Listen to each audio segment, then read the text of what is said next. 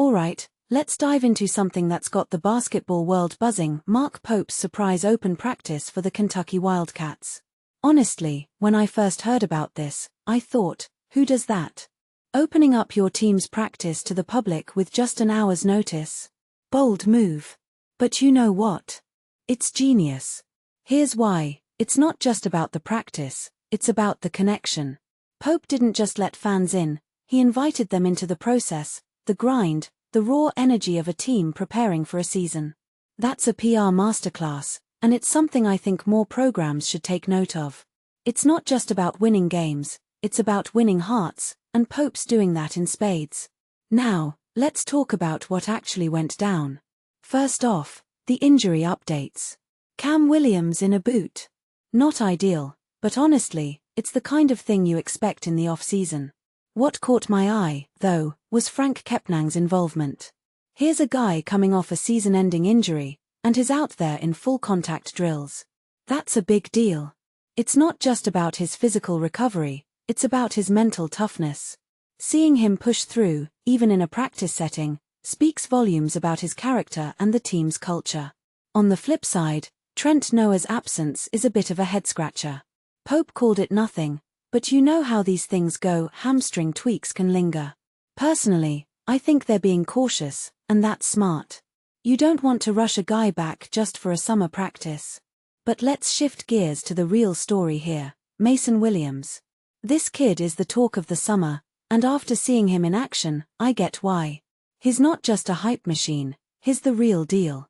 What makes him stand out? It's not just his skill set, though that's impressive, it's his mindset. He's got that "I'm here to work" attitude, and it shows. I'll go out on a limb and say this: if he keeps this up, he's not just a rotational player, he's a future pro. Mark my words. What many people don't realize is that it's rare to see a freshman come in with such a college-ready body and mindset.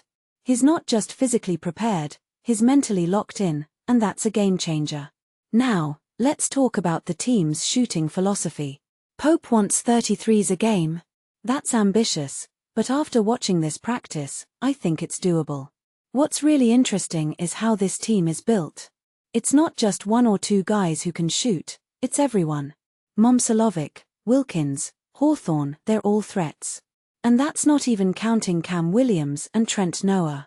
If you take a step back and think about it, this could be one of the most versatile shooting teams Kentucky's had in years. But here's the thing: it's not just about taking threes, it's about taking the right threes. If they can balance volume with efficiency, they're going to be a nightmare to defend. One detail I find fascinating is Jerome Morton's emergence. This guy flew under the radar, but he was a standout in this practice. His defensive intensity?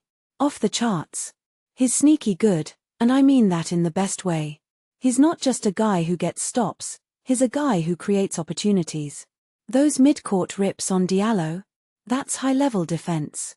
But what really impressed me was his offensive game. He's knocking down shots, making smart decisions, he's not just a one-trick pony. If he can keep this up, he's going to be a key piece for this team. What this really suggests is that Kentucky's depth might be better than we thought. Finally, let's talk about Zoom Diallo. He's the clear leader, no question. But here's the thing: leadership isn't just about being vocal, it's about being consistent. And right now, Diallo's turnovers are a concern.